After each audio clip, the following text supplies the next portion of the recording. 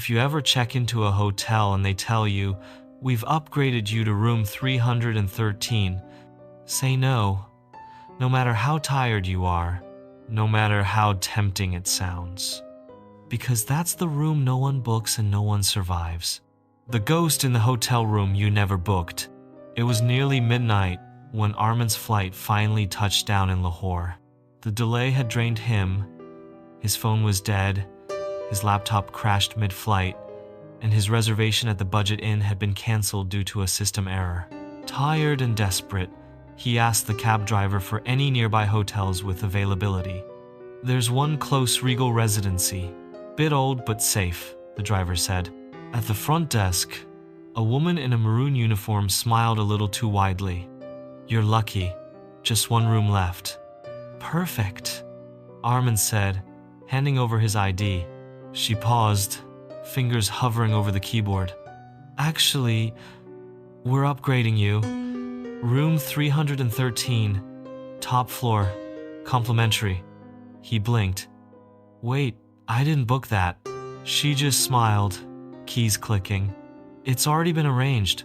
Room 313 was odd. It was spacious but cold. Not air-conditioned cold, just empty cold. The wallpaper was peeling in corners, a damp smell lingered in the bathroom, and the curtains swayed slightly even though the windows were shut tight. Arman tossed his bag on the bed and collapsed beside it, too tired to care. But at 12:47 a.m., he sat bolt upright. The bathroom light was on. He was sure he hadn't touched it. He rose slowly, pushed the bathroom door open, empty. But the mirror was fogged. He waved a hand across it and froze. A sentence was written in the condensation. "You're not supposed to be here." He turned on every light in the room, tried to laugh it off. Maybe housekeeping had left the light on. Maybe it was steam from a leaking pipe. He lay back down. Then thud. Thud. Thud. Heavy footsteps above him. Except he was on the top floor.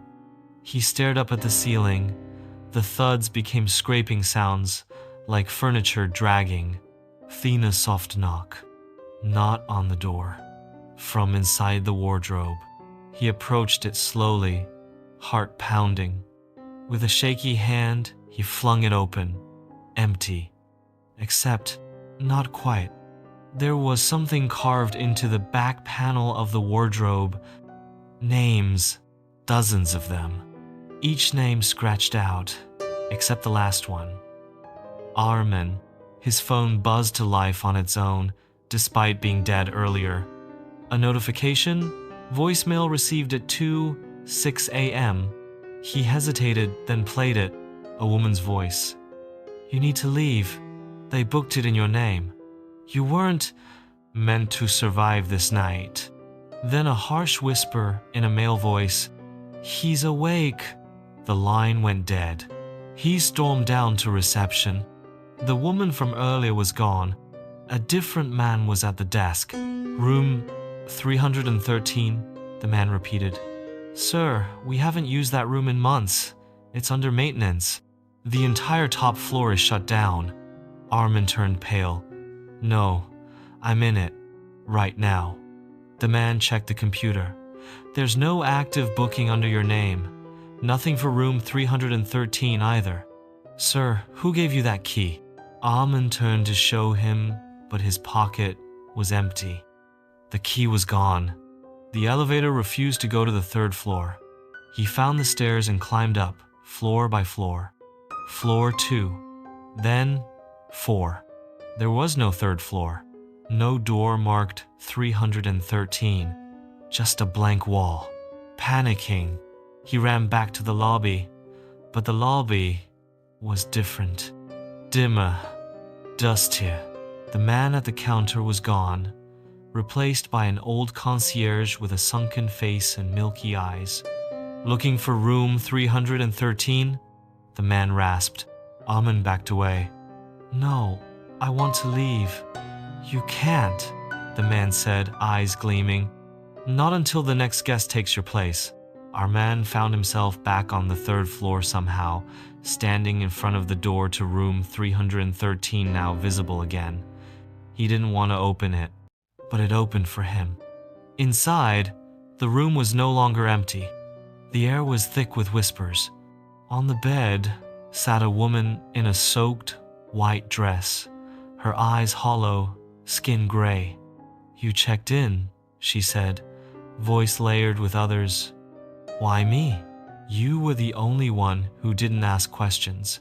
Room 313 chooses the forgotten, the lonely, the ones who won't be missed.